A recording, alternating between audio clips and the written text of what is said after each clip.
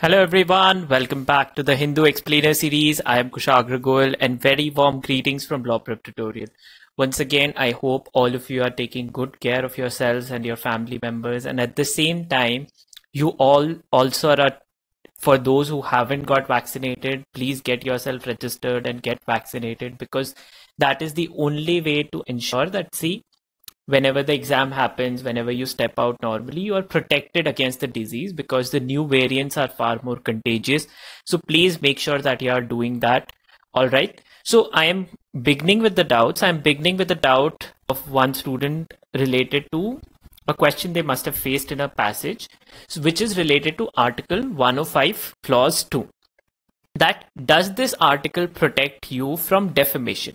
The answer to it is yes, if it is related to a statement that was made during parliamentary proceedings, any proceeding or publication of the House or a matter thereof is protected under the Constitution. This is to protect the members of the House to debate freely, to say their mind without the fear of consequences, because India has criminal defamation. Unlike other liberal democracies of the world, where there is only civil defamation, India still possesses criminal defamation. So this article protects the members from making any statement. So I hope this clarifies the doubt of, does it grant you immunity? Does it grant immunity to parliamentarians against defamation? The answer to it is yes. Then apart from that, there were other doubts that you all had related to the guarantors itself. So I'm going to read them out one by one and answer them as we go. So what if the guarantors deny to pay the amount? Who will be in charge of actual payment then? See, if they deny to make a payment, the bank will file cases against them to recover the money. It will seize their assets, sell it off to recover that amount. But in case it is someone, for example, and they want to make them personally liable to, like, there was an intention to defraud, let's say Mehul Choksi, right? So then there will be arrest warrant issued against them to capture them, arrest them, and then trials will proceed against those individuals. Then moving on, more doubts. So what if the guarantor is poor? Even after mortgaging, all his property could not be recovered. So in those cases, let's say that, see, you got a loan, the liquidation process has been complete, there is outstanding debt. Then you file cases against personal guarantors. Even then you are unable to recover the amount. The bank will have no option but to write off that debt as bad debt or bad loans in those scenarios. Then there was a doubt related to, why is the center asking states to declare black fungus as a notifiable disease? Can the center not declare a disease notifiable by itself? The answer to it lies in the Constitution, 7th schedule, state list. Public health is a state subject. So the state governments are primarily in charge of answering or making matters related to the public health affairs. Okay, so the 7th schedule, list 2, state list. Okay, that is where the answer to the question lies, and therefore the states are primarily responsible to deal with such affairs. Okay, I'll bring up that exact one for you all, okay, so that you all can see it for yourself. Okay, the entry also. Okay, so here we are on state list. Okay, and see, it is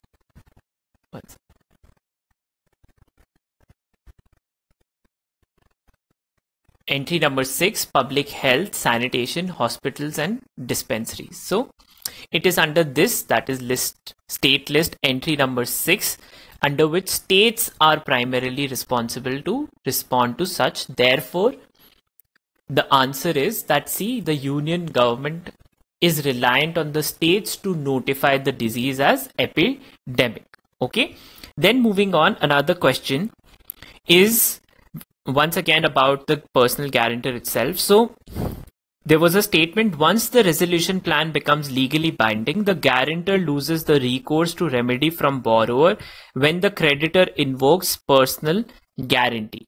So what this is talking about is a scenario where the resolution plan, that is liquidation has already proceeded. So in a scenario where the guarantor had also lent something to the borrower, okay, so while let's say A is a person who guaranteed a loan that Kushagra Goel took, okay, and on side of that I also borrowed some money from him.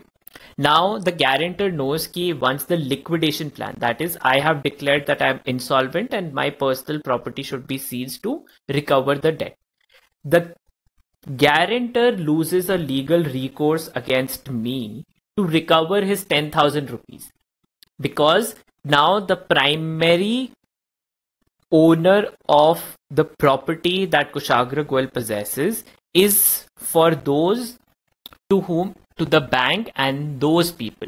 So until their credit is paid off, the guarantor cannot take money from me. Okay, this is what that statement relates to.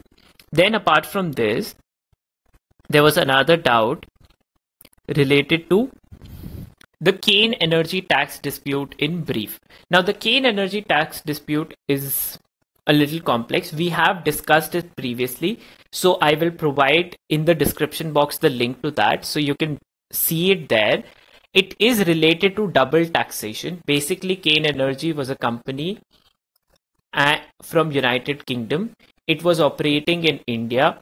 There were certain assets that it had gained. The Indian government wanted to tax them. They stated that, see, we don't owe you any taxes because of the bilateral treaty that you have with United Kingdom, where you cannot tax investments in India.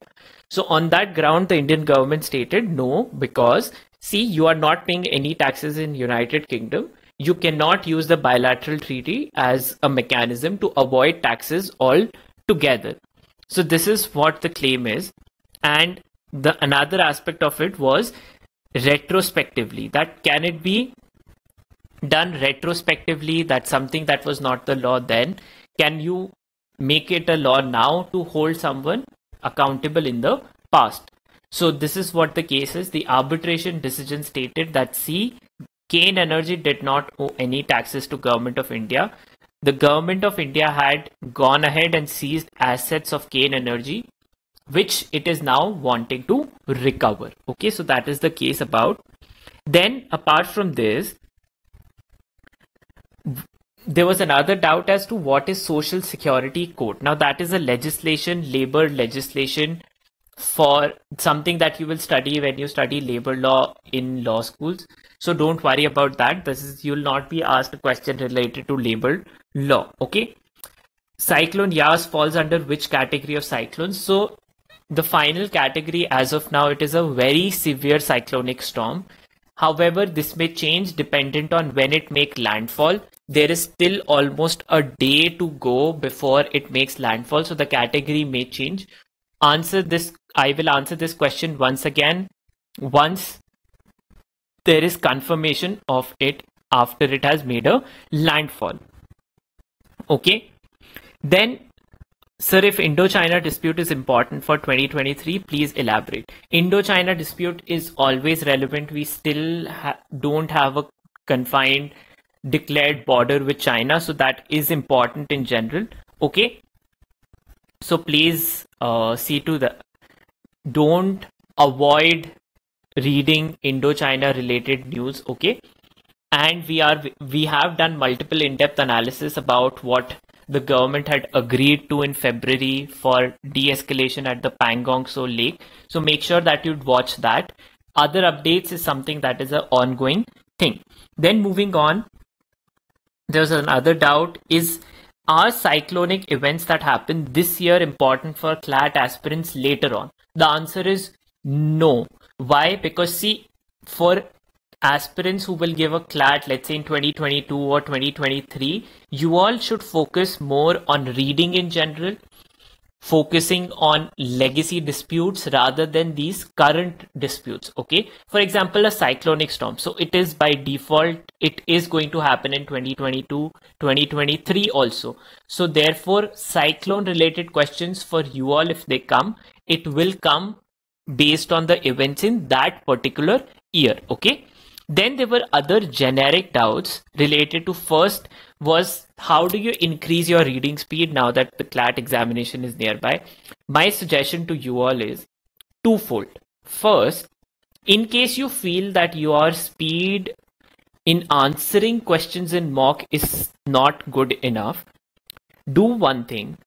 Glance through the questions in the mock test first and then start reading the passage.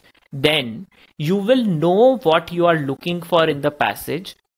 If let's say it's related to English, it's an English section or it's in GK section. If you have gone through the questions first, there would be certain questions, let's say a synonym or a question related to a direct GK part where membership is discussed or year is discussed or a figure is there.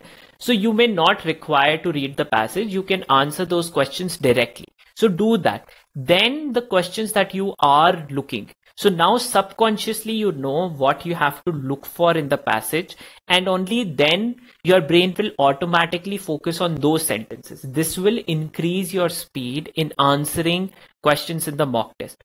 Another strategy is that you can use while you're giving the mock test is to skim through reading of articles that are there. Okay, look for keywords, and keywords is how the questions will also be. The third suggestion is, in general, if you are looking to increase your speed, make sure that all the news that we highlight, you do read it. Only when you do read things, you will get a hang of it. For example, general knowledge, the ideal time to do the GK section is 10 minutes to 15 minutes max.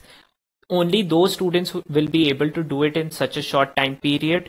And mark my words, if you have been preparing with the series for past 1 year, you will be able to do the section in maximum 15 minutes and with a success ratio of above 80%, because you would know what these keywords are, what these questions are. You will not be caught off guard. Okay, so this is something beneficial for first movers advantage who have been doing it. Then another question related to editorials that was there, this is the last doubt that I will take for the day, is that, sir, do we need to read editorials apart from the ones you highlight? My answer to you is ideally no.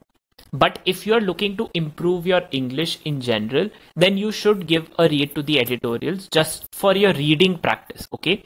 But from current affairs preparation point of view, you should, if you are those viewers who are only reading the newspaper purely for current affairs and you don't have any problem with reading speed, then you should only focus on those editorials that we highlight. Okay.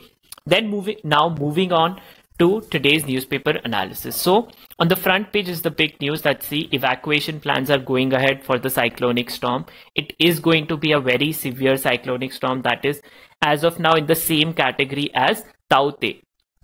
This is the second cyclonic storm of this season. This is in Bay of Bengal. The name is Yas. Okay, so therefore these facts become important. The final categorization of the cyclone can change based on the landfall, the time it makes landfall, which is expected tomorrow afternoon. Okay. Then apart from this, there is one more news related to data loss. So WhatsApp till now, if you are all users of WhatsApp, you would know that new privacy policy has come in, which we have done multiple discussions about. So in that, now WhatsApp is stating that, see, those who will not accept it can continue to use the WhatsApp platform without any problem. So this is under the pressure of the government for abuse of market position. So now it has become optional. So the company can state before the court that, see, for those who don't want to use the new policy can totally not use it. All right. So this is the this new privacy policy has now become optional. Apart from this, then on the front page on the right hand side is the news that filing of paperwork is being done by Bharat Biotech for approval of WHO. Now, one hurdle that WHO will question Covaxin and Bharat Biotech for is that the phase 3 trial report, which is important for any vaccine, has not yet been peer reviewed. Now, what is peer reviewed is that in science or anywhere else, whenever you make a new point or you come out with a new product, peers are those who are individuals of the same community. They verify whether the same thing what you claim bears the same results when they do it, so that there is consistency in your claim. If you claim that the sky is blue, is the sky blue only from the place where you see it, or is it everywhere? If you claim that it is blue everywhere, then it has to be verified that it comes across blue everywhere. In science, this is the standard, and this is one hurdle that Bharat Biotech may face for approval of Covaxin. Then apart from this, the controversy and the conflict between Twitter and the current central government and the political party is tightening. Already earlier in the year, there had been problems where Twitter was forced into removal of certain accounts, then it restored those accounts. Now there is no controversy about Twitter marking tweets from spokespersons of the current central government's ruling party as manipulated media. Now this is based on their internal platform. Now, last night, very late in the night, approximately 11:30 around, officers of the Delhi police, which is directly under the central government, paid a visit to the Twitter office. Earlier, it was reported that there were raid that was going on at the Twitter office. Now, the Delhi police has clarified that it went to serve the notice. The notice had already been served to Twitter. All right. Now, we'll be discussing this in the editorial section in a lot more detail. Then there is news from Lakshadweep Islands. So a new administrator has been in command of Lakshadweep for the past 4-5 months. That is Praful Khodha Patel, who is the administrator. All right. So see, union territories, some may have legislatures, that is Delhi and Pondicherry, and Jammu and Kashmir also is supposed to have it, but others only are directly ruled by the central government through their lieutenant governors or administrators. Okay, so every command there is directly done by the union government. Now, Administrator Praful Khodha Patel, who is the former Home Minister of Gujarat, is now been in charge, and a new land law have been passed where a new development authority, that is Lakshadweep Development Authority, is being created. This authority can, under the name of development, evict people and create new infrastructure, whatever it deems so. So there is protest happening that this extensive power in a development body up to the level of evicting people who possess the land is violation of their fundamental right. And therefore, it is being challenged that this decision should be withdrawn. So this once again puts in light the power structure of union territories and how it is in general non-democratic. That is, people's consent or people's interest is not at heart, but whatever the administrator feels. So this is more like back to the colonial time kind of structure which has carried on in union territories, where the officer who is nominated by the government is in charge of decision making. All right. Then moving on. So Delhi High Court has been hearing a petition for approval of same-sex marriages. The central government has already made its stand clear that these same-sex marriages are against the ethos of Indian family system, and therefore the government would not take any stand against it. Now, for these hearings, the central government has made a petition that these hearings should be suspended until the COVID-19 wave is dealt with, because nobody is dying for want of marriage certificate, is the claim of Tushar Mehta, the Solicitor General. So this once again puts in light the issue of same-sex marriages and the Special Marriage Act and the Foreign Marriage Act, which applies to such couples. So this is another legal dispute that is part of this past 1 year CLAT cycle. So you cannot ignore it. Okay. We are waiting for final hearings to conclude for the judgment, but it keeps the entire issue in limelight. Then moving on the editorial section.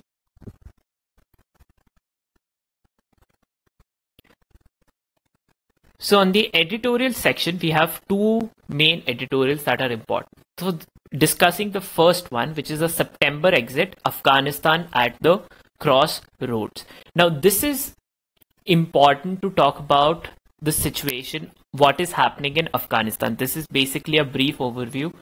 In February, Joe Biden had declared that he wants a United Nations mediated power sharing arrangement in Afghanistan. These talks, which were supposed to happen first in late March, then in early April, then pushed, have now been pushed further because the main other party of the dispute, that is Taliban, has been reluctant to participate in these talks, which has put US in a tight spot. The other situation on ground is that Taliban has upped the offensive against the Afghanistan security forces. So this is the situation, that those conversations which was to be headed by United Nations to mediate a peace settlement between Taliban and security forces has not seen any light of the day. Then it talks about what is the other power players in the situation. First is Pakistan. Any solution to Afghanistan is not possible without getting Pakistan on board. Pakistan is at the center of Taliban in the sense that every support that Taliban has needed over the years has directly come from Pakistan's security establishment. So any solution to that is not possible without taking Pakistan on board. However, situation on the ground is changing. The US is not willing to assist Pakistan any further until it gets a credible peace solution in Afghanistan, because it knows that in case Pakistan fails to deliver a good enough peace settlement in Afghanistan, the situation for Pakistan can become precarious, especially at FATF, the IMF loans that Pakistan owes to IMF, where US is a main player, and the trade relations that Pakistan is dependent on European Union and US for its own economic sustenance. So this is the second pressure point. Now, the other power players, first is India. So India has always supported a Afghanistan-centered solution, that is Afghan-led, Afghan-owned and Afghan-controlled peace process. However, Indian establishment has very limited contact with Taliban, which is on the rise in power structure there. It seems that it will have some stakeholder in Afghanistan in general. So now, to protect India's self-interest in Afghanistan, it is important that India has some rapprochement towards Taliban, which is it has been lacking, which other countries who are our rivals such as China have continued to have. So China also has investment interest in Afghanistan. It has security interest in Afghanistan.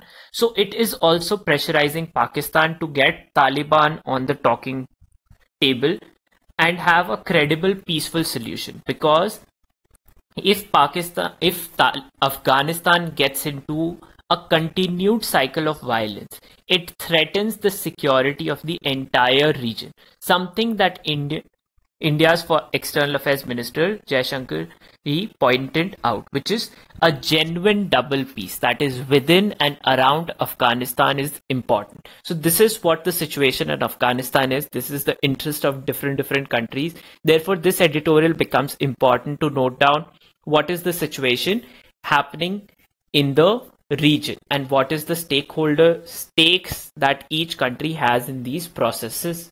Okay, then on the left hand side, character challenge. The center's directive to Twitter to remove manipulated media tag on posts is illegal. Now, there are two things that this editorial talks about. The first is the legal aspect of it. So what has happened?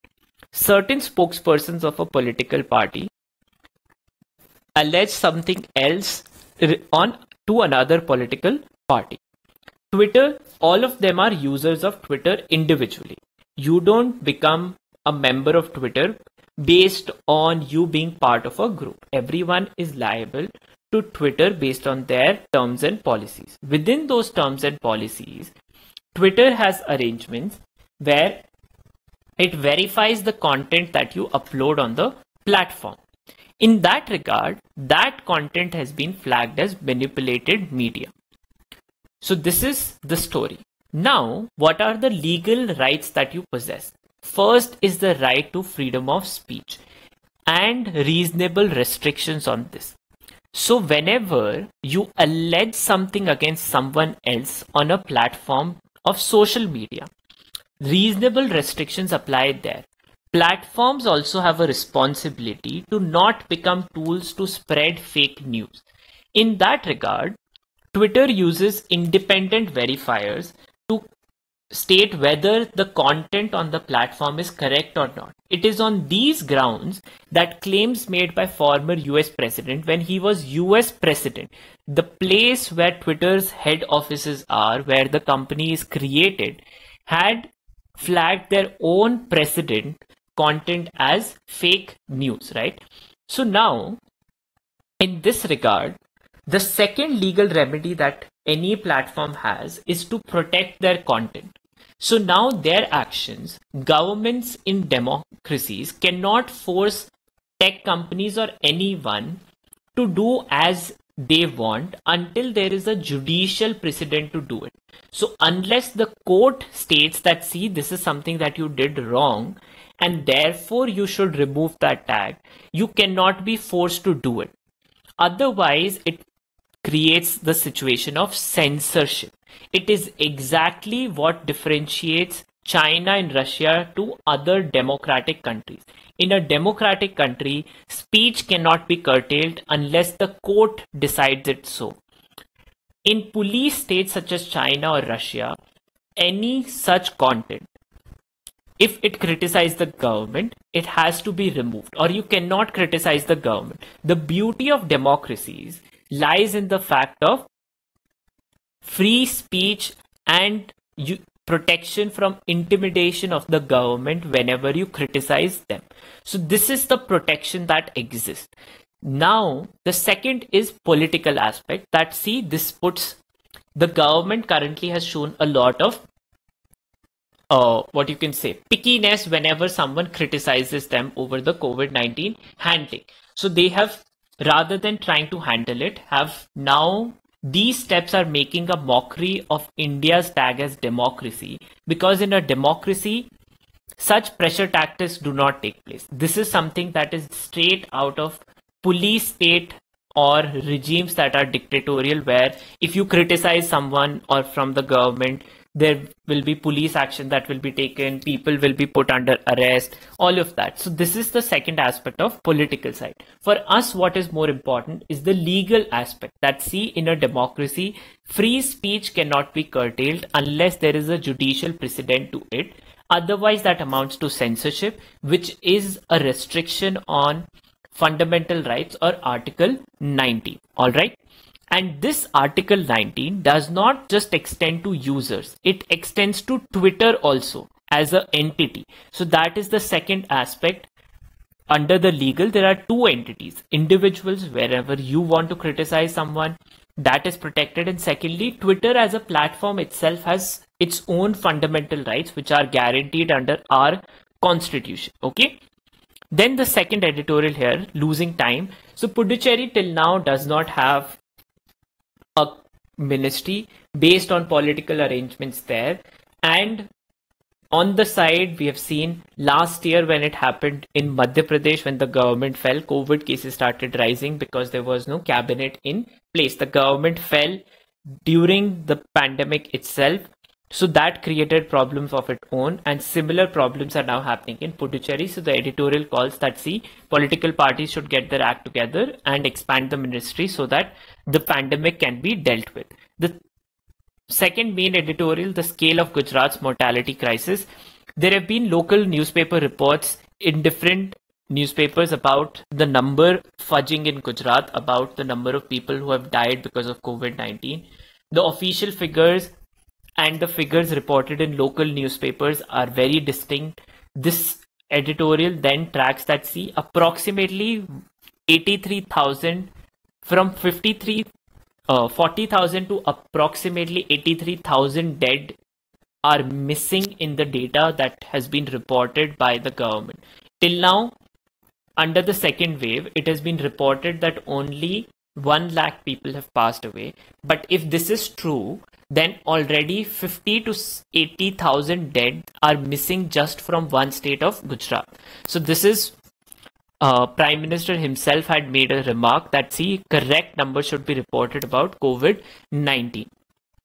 Then moving on the left-hand side, a single global tender for vaccine procurement.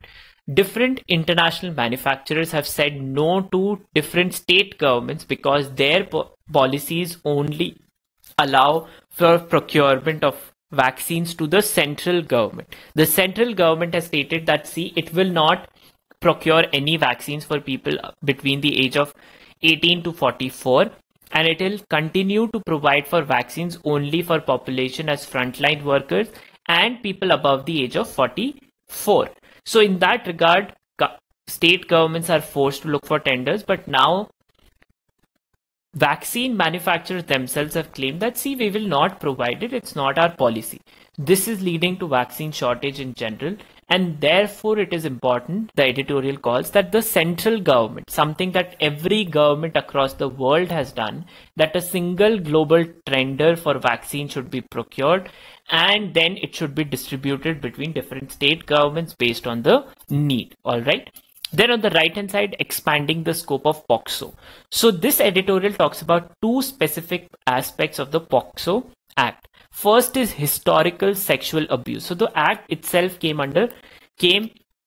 in 2012, but sexual abuse of children has taken place in our society for time immemorial. So what about those disputes? What about those events which are reported late? So a lot of consensus around the world, especially under the UN Convention of Rights of the Child, historical sexual abuse is recognized.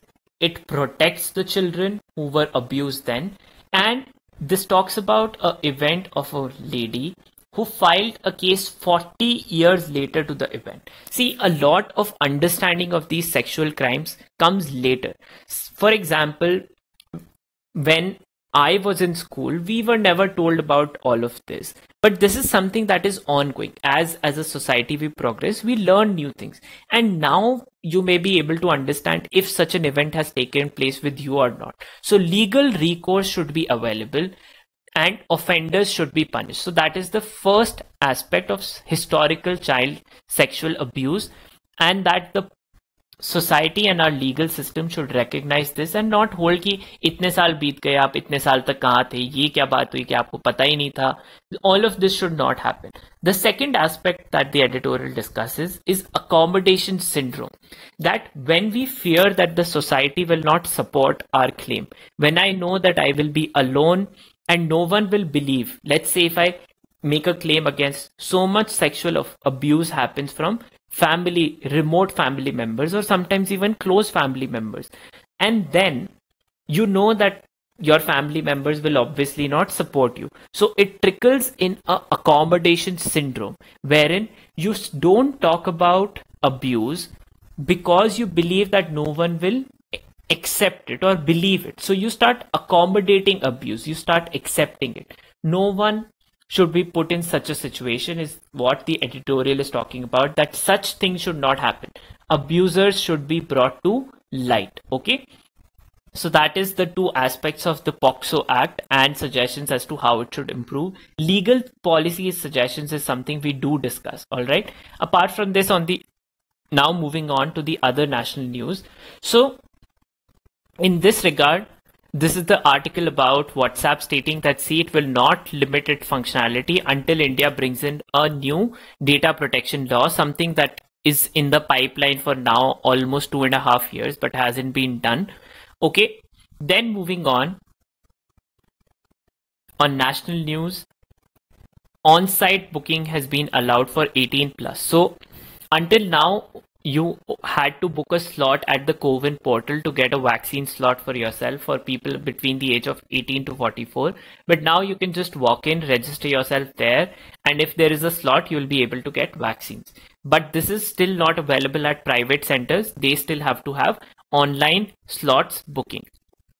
Then moving on the international news. So there are three main events in international news. The first is reports have come up that the coronavirus may have got leaked from the Wuhan lab of virology, Wuhan Institute of Virology in Hubei province, and that from there it could have spread. It is reported that a month before China reported its first official COVID-19 cases, 3 lab staff reported sick and sought hospitalization in the local hospital. This is a report that is published in Wall Street Journal. This comes a day before WHO convenes to discuss the origin of coronavirus. China has vehemently denied any such events that the virus was a natural one, and it did not release from the Wuhan Institute of Virology. So this is the ongoing theory related to the origins of coronavirus. Now we till now know that it is still a zoonotic virus, that it got from different animals to humans. That is what we know. But this is where WHO investigation becomes important. The other big news is from Belarus. Belarus yesterday forcefully made a plane land and arrested an individual that was there on the flight. This has sparked tensions between Belarus and the entire European Union. A reporter known as Roman Petrosevich, a 26-year-old reporter who was on a flight. This flight was forcefully landed on the airport in Minsk, which is the capital of Belarus, and through military aircrafts who were forced this aircraft to land. It was not supposed to land in Belarus. It was a flight from Lithuania to Belavia.